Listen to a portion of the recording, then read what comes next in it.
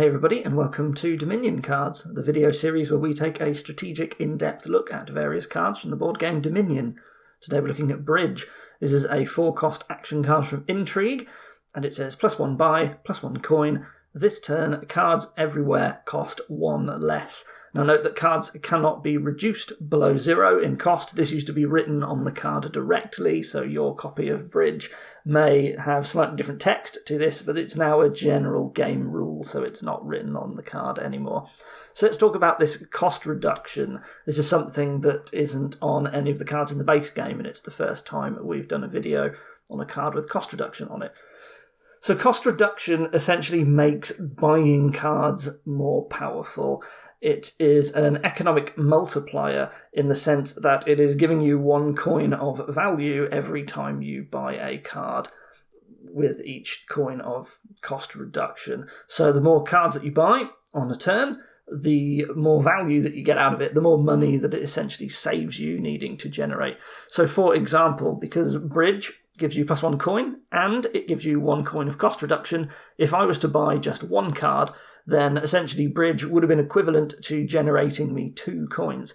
Whereas if I bought 2 cards, then it would have been the equivalent of generating 3 coins because I saved 1 for each card that I bought. Now what's important with cost reduction here is that this additional value that you get, you're not putting it all towards 1 card. Ideally, you're putting it towards lots of different cards. So it's not correct to think of Bridge as being like a terminal gold if you buy 2 cards with it, because with cards like gold, well, you can put a load of them together and pool the money to buy like 1 very expensive card like Province. But Bridge doesn't let you do that as easily, because to actually get the monetary value out of Bridge, you've got to be buying lots of different cards. So you're going to be buying lots of cheap stuff with it instead. Now, just 1 Bridge on its own is pretty weak. I mean, a terminal silver isn't very good. Yes, it gets you a buy, but it's only really giving you like 2 coins, or possibly like a terminal gold, and that's still, it's only okay as a card. Bridge isn't very strong if you're only really playing 1 of them, but what's important is that Bridge sort of gets better the more of them you play. It compounds with itself. It sort of multiplies its own value, and the reason for this is because cost reduction likes buys, and Bridge gives you buy, but it also, each Bridge you play is giving you even more cost reduction. And now, given that cost reduction is sort of making the value of buys better, each time you play a Bridge in a turn, you are making buys even stronger, and then Bridge is also giving you more buys. And this sort of multiplies in on itself, in that you just start to get very, very big discounts, and you can buy quite a lot of cards without actually having to generate much money on your turn. So yeah, so Bridge, when you see Bridge, your main aim should really be, how do I play as many Bridges as possible? Because that's really where the power of Bridge lies. So for this reason, we tend to refer to a Bridge as a payload card. So payload is a term in Dominion that effectively means like the end goal of your engine. It's when you are drawing all the cards in your deck, for example. You know, what's the goal of what your deck wants to do? And usually that is to play its payload, which is the economic output, or whichever, that your deck wants to actually do during your turn. So playing as many Bridges as possible in a single turn is a really, really good goal for a deck to try and achieve. If it's a very strong incentive for you to build what we call the engine in your deck, is when you can play a lot of Bridges, just because it's so strong that it becomes the focus of ultimately why you are building your deck, is to play Bridges. One of the best terminals that you can play alongside Bridges is more Bridges, if that's possible. This is because of the way Bridge multiplies its own effect the more of them you pay. So Bridge is sort of a 1-card mega terminal, like Kingdom card. When it comes out, Bridge wants you to just play as many copies of itself as it can, and everything else in the kingdom can sort of end up focusing around supporting you, allowing you to do that, because you can't do it on its own just with Bridge, because it's a terminal. You know, you need at least a village, and it's a stop card. You're going to need some draw. So Bridge is asking the rest of the kingdom to help bridge get more power from itself, essentially. So we call bridge usually a mega turn card. What does this mean? Well, if you play 7 bridges on a turn, you will have 8 buys, and every card will cost 7 less, and you'll have gained 7 money. So that means you're only 1 coin short off of buying 8 provinces in 1 turn, just from the bridge plays alone. And, in 2-player game, there are only 8 provinces, and you will win the game if you can play 7 bridges and you have, say, 1 copper as well. Now, in order to do this, you're going to need a lot of plus actions, and you're going to need a lot of draw, and that's why I was saying previously that bridge really wants you to build like the engine. It's an engine payload card, because you can't achieve this on its own. So, another thing to note is that because bridge is so good at buying cheap cards, you will often find that even though we call it a mega turn card and we think about this very flashy, explosive, buy all the provinces in 1 turn effect, in reality, you may find that while you're building up to this, you have a chance to just 3-pile end the game way before that happens. Because if everyone wants to play the bridge mega turn, then the bridge pile is definitely going to empty, and if they need the actions to play that, then the village pile is probably going to empty as well, and then at that point you're 2 piles down, and you've got these bridges that make it really easy to gain a whole bunch of cheap cards. Well, the estate pile is looking tasty to run out, or any other card. If there's some other like 2 or 3 cost pile that people are playing as well or buying cards from, then that is ripe to just end at some point, and so the game then ends. So you may find that even though bridge you are building to this big explosive mega turn, in reality the game is just going to suddenly end on a 3 pile before that happens, just because of what bridge does. Now, one thing that's very important to note with bridge is how you are planning to draw all of these bridges into your hand. So sometimes the only way to draw cards is through a terminal draw card like Smithy or Patrol or many of the other ones that we've talked about. One of the problems with that is that you need to spend villages and your actions on the terminal draw, and that means that you might not have that many actions left to play your bridges. So if there's only 1 village pile, for example, then the number of bridges that you're able to play is going to depend very heavily on the number of villages you can get, because some of those villages are essentially going to be spent on drawing cards, and then that leaves you with very few villages left. So this is sort of a situation where the village pile can sometimes be the most important pile in a kingdom. We did talk about that a little bit in the village video all the way back when I made that video, and bridge is sort of the first card that we've really seen in these videos where that can be very much the case, where village can be the determinant factor of how good your deck can be, and that is just because there is such a strong incentive to play as many bridges as possible, and you just need village support for each bridge that you want to play. And when you are competing for those villages with your draw as well, then that's a lot of pressure on needing plus actions. Like, you need quite a lot of plus actions in order to make use of that. So, looking at cost reduction in general here for a second, some cards care about the cost of other cards. Now, you'll see on bridge that it says this turn cards everywhere cost 1 less. And what that means is that as you are playing bridges and adding cost reduction, this will impact how some other cards work as well. So, for an example, Workshop from the base game says gain a card costing up to 4. Well, that's a fixed cost boundary. If you play some cost reduction, Workshop still says to gain a card costing up to 4, but there are now more cards that fall within that boundary. So, card that would normally cost 5, if you play a bridge first, that card now costs 4, and that means you can now gain it with a Workshop. So, bridge can power up some cards that talk about fixed costs by simply making more cards fall within that boundary.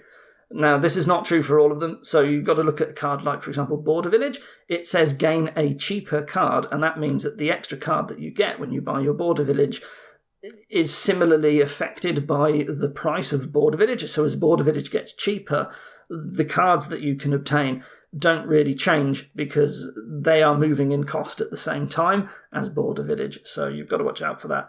And just some pictures of these cards that I'm talking about. So there is Workshop and Border Village. You can see the difference in that Workshop talks about a strict cost and Border Village does not.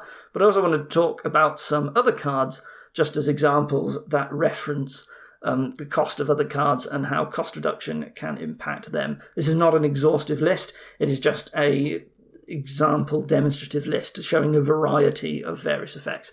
So Seer from Renaissance, it says to reveal the top 3 cards of your deck and put the ones costing from 2 to 4 into your hand.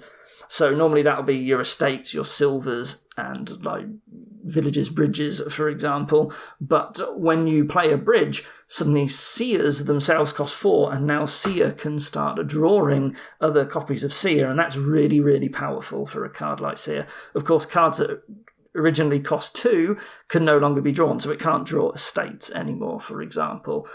But, that's a case where the cost of the card directly impacts your ability to draw your deck. Captain, this is a promotional card. It will play cards from the supply, costing up to 4 now and also at the start of your next turn. So, again, the cards that you can play with Captain will change based on the number of bridges you have in play. So if you put a bridge in play, well, now Captain can play 5-cost cards. One of the problems, of course, is that because Captain kicks off again at the start of your next turn, you do not necessarily get to play a bridge before you have to pick again at the start of your turn. So at the start of your turn, usually, unless you have a Captain play a bridge, you will find that you don't get to take advantage of that. But when you play a Captain during your turn, you may be able to play more expensive cards with it, thanks to bridge. Apprentice here is an example of cost-relevant trashing. So Apprentice will draw cards equal to the cost of a card that you need to trash. So it trashes a card, say it cost 5, you then draw 5 cards. Well, if you play cost reduction, like bridge, before playing your Apprentice, then you will draw less cards because the card costs less. Now, the nice thing with bridge is that you do sort of get a lot of control over when you play it. Ideally, you would draw everything first and then you would start playing your bridges. But you do get situations where you don't get to control whether you play a bridge or not. It could be that you are using Herald for a bit more draw or as a village, or it could be you've got a card like Golem. These can force you to play cards when you don't want to, and that can actually impact the value of cards like Apprentice, so do be careful of that interaction. And lastly, as an example, Artificer. You discard any number of cards and you gain a card costing exactly 1 per card discarded. And the thing with Artificer is that as you play cost reduction, you need to discard less cards.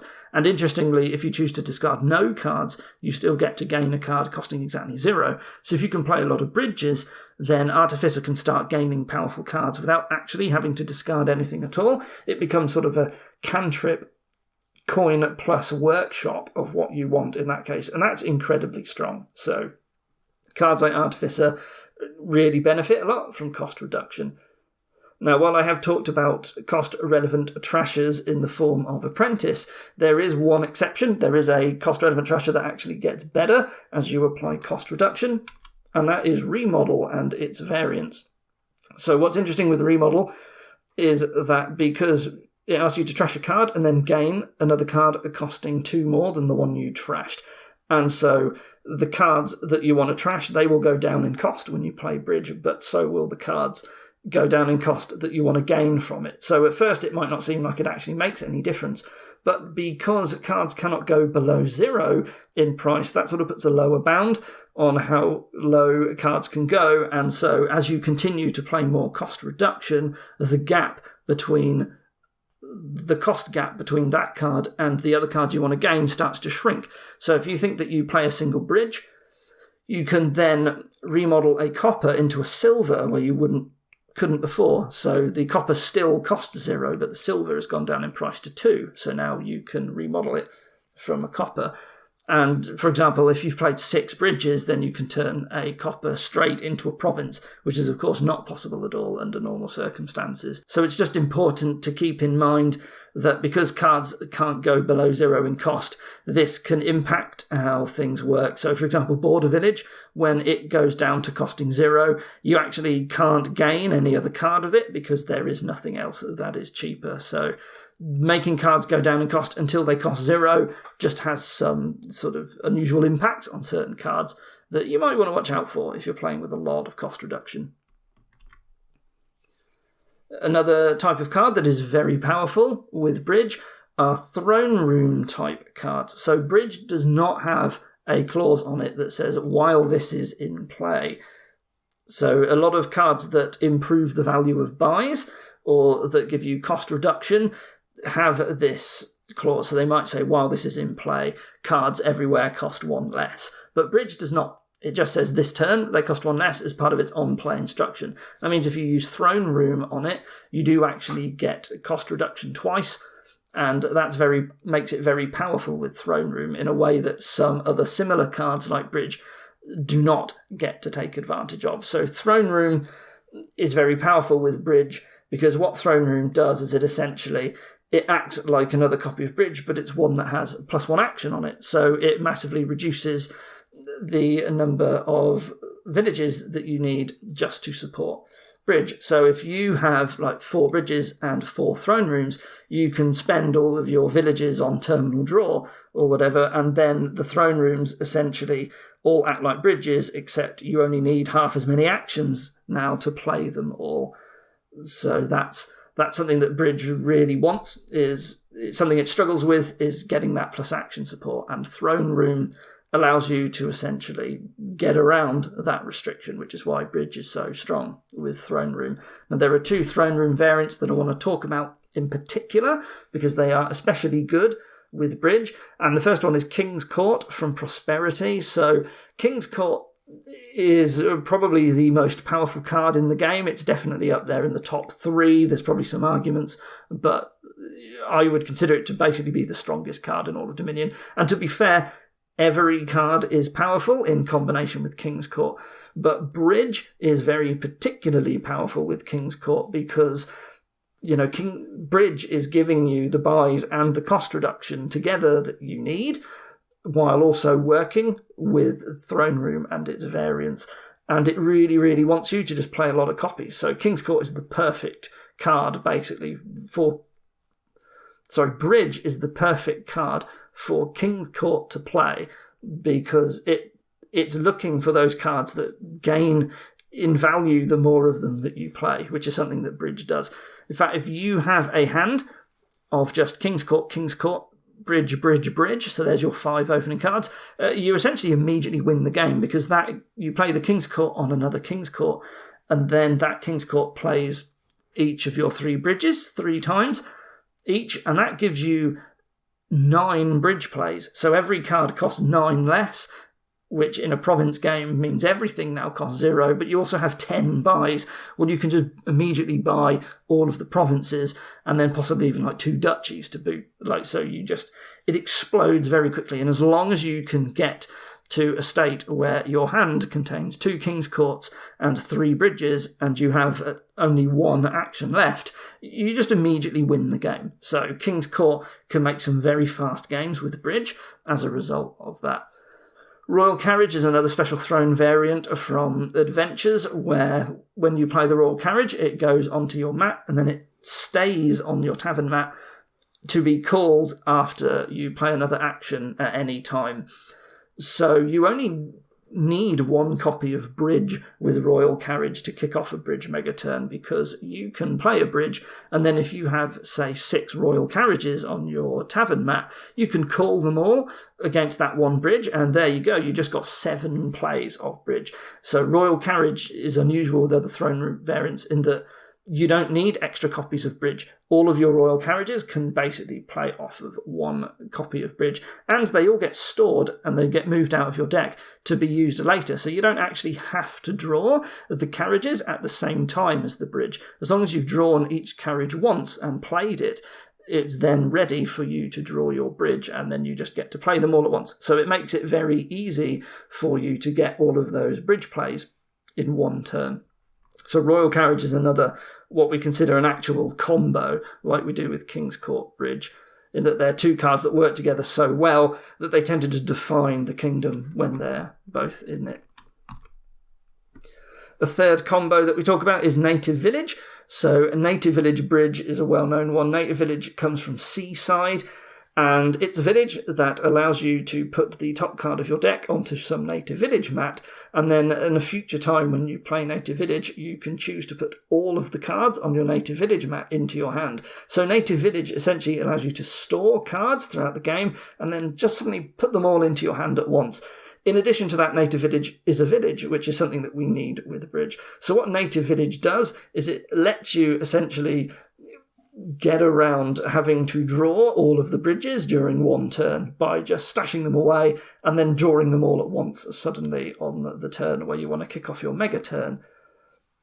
And because they are villages, you're going to be picking up a load of them anyway, so you get to just stash your whole deck pretty quickly while stashing all of the bridges, and then just put that all into your hand at once. So one thing with bridge is that because you're really building up for this mega turn in this sort of deck, you don't really care about the fact that you're not getting to play the bridges in the meantime until your mega turn. One of the problems that Native Village sometimes has is that as you stash cards, well, it means you can't play that card until you choose to put it back into your hand. But the bridge mega turn deck doesn't really care about that. I mean, you still want to play some bridges to pick up multiple Native Villages and more bridges, but you don't mind the fact that you are stashing a lot of your bridges because really you're only getting them for that mega turn, so it's fine to just keep them out of your deck and wait until then. So just in summary, if it wasn't clear enough as I'm talking about, bridge is this explosive payload. It gets better the more of them that you play in a turn. So it can cause your deck to just explode in power very quickly as soon as you can start drawing and playing multiple. One of the nice things about bridge is because it's cheap, you can start buying more bridges once you've got say 2 bridges in play. It makes it very easy to just keep buying more bridges and also the villages to go along with it. So your deck suddenly gets very good very quickly once you're able to get to this state. Now, you can mega turn with a bridge, but it's also very good at ending the game in a 3 pile as well. So it's just, as long as you can play multiple bridges, it's very good at giving you control at ending the game, no matter which way that happens. I mean, which one you go for is going to depend a lot upon the rest of the kingdom, whether you've already emptied 2 piles on the path to playing your mega turn or not, is usually what's going to determine that. This does heavily encourage you getting an engine that can draw your whole deck, and that is just because bridge really wants good draw and plus actions. In fact, if there are no plus actions or there is no plus draw, bridge is sort of not really viable because just playing one bridge on its own is pretty weak, unfortunately. So that's bridge. Bridge, just this centralizing payload engine card. Okay, so here we are in the online client, and what we're going to do now is we're going to generate some kingdoms that have bridge in them, and we're going to see what impact bridge has on that particular game. So here we have very strong trashing with Chapel, and also Steward, but basically Chapel. We have Mining Village as a village. Do we have any draw? Well, we have Library. We also have Shantytown as a village. Sorry, not just Mining Village. So this is a clear bridge engine. So we've also got Market that gives us more buys and money for bridge. So yeah, very, very powerful. The nice thing, Shantytown's normally a problem because it's a village, it doesn't draw, but because we have powerful draw to X with Library and we can trash very quickly, this is just going to... This lets us draw very strong, actually. We don't care that this doesn't draw because Library makes up for that. So we don't care about Militia here because we've got draw to X. So it doesn't matter if our hand size is small, as long as we've got the libraries. So yeah, so this is a crazy bridge, a mega turn for sure. We've got 2 village piles, so villages are not a problem, and the draw's pretty strong anyway for this particular deck. So yep, so open with Chapel, and maybe you just open with bridge as well. So maybe we open Chapel Bridge. If we have a 5-2, then I'd just pick up the library first. Maybe we need a silver at some point early on, but eventually we are going to look to play as many bridges. Now, bridge is the most important card here because we have 2 village piles. That doesn't matter. We do actually want to win the bridge split if we can, because winning the bridge split 6-4 is way stronger than only getting 5-5. But Market does help offset that a little bit in that it just gives us more buys and more coins, and Bridge is always happy with that.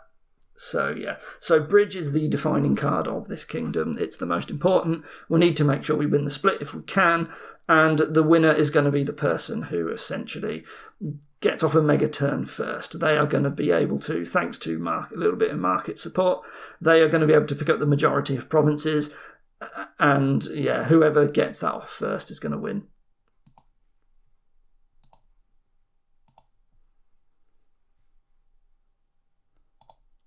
So let's take a look at the next kingdom.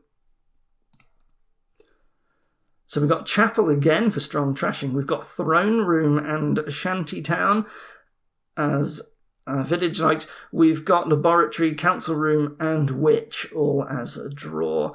So this is again going to be a Bridge megaturn. But what's important here is that we still want to Witch our opponent, I think, even though we've got Chapel. I'm not sure if that's a waste of time or not, but if we do go that route, it will empty the curse pile, and that means that we're actually probably very much at risk of 3 piling before any mega turn can happen. So we want to trash down.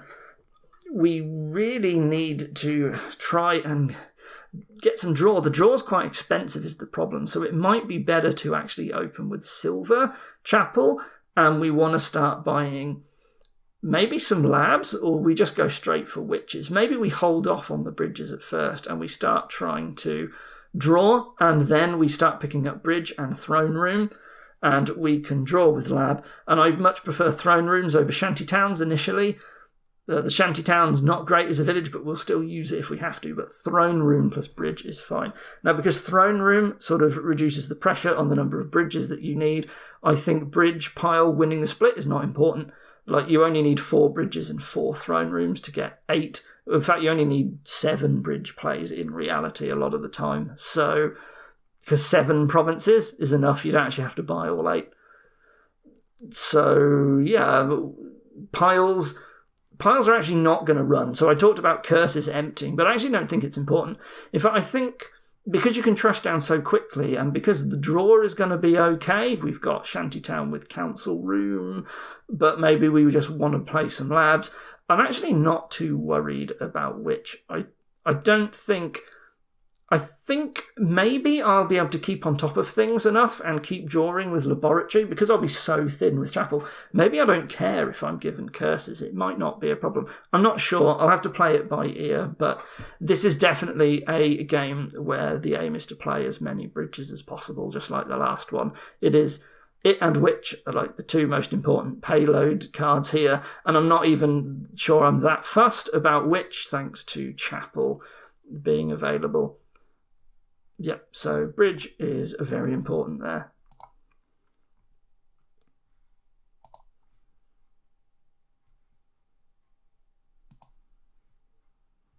So here, straight away, I notice that there is no village.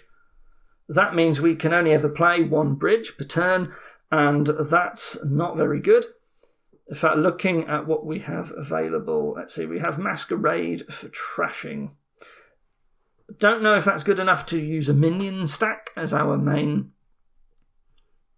thing that we're going to be doing. Vassal doesn't feel so good. What actually are we doing here? Is this some sort of gardens thing that we're going to be doing, and we're just going to forego trashing? But no, there doesn't seem like there's any sort of enabler of gardens. Bureaucrat's pretty bad as a gardens enabler. Even though it gains you silvers, like, that's not good enough to go for gardens. Perhaps we open Masquerade, and the end goal is to play a minion stack while also using Courtier to use like plus action and 3 coins, and then maybe we get some buys out of Courtier as well. I think minion stack feels powerful enough, but you need a lot of minions for that. And how are we getting those minions? They are quite expensive. There doesn't seem to be anything that goes well with it, but it does work okay with Courtier because it's got 2 types on it. I think that's ultimately what I would be doing here. I'd open with Masquerade and Silver. I'd look to get as many minions as I can, and I start trashing down my deck with Masquerade, and then eventually I'm using my big pile of minions with some Courtiers as well for extra money to just start buying provinces one or two at a time, depending on how many of these I get. And I think the minion attack is enough to harm my opponent slightly. It also makes Masquerade ever so slightly better, but Masquerade's not really an attack. But anyway, Bridge has no use on this board because there is no village, and you can only play one, and I would rather be playing a Masquerade or a final courtier without plus action, maybe, as my terminal. So yeah, so Bridge, no use there. We haven't got any actions.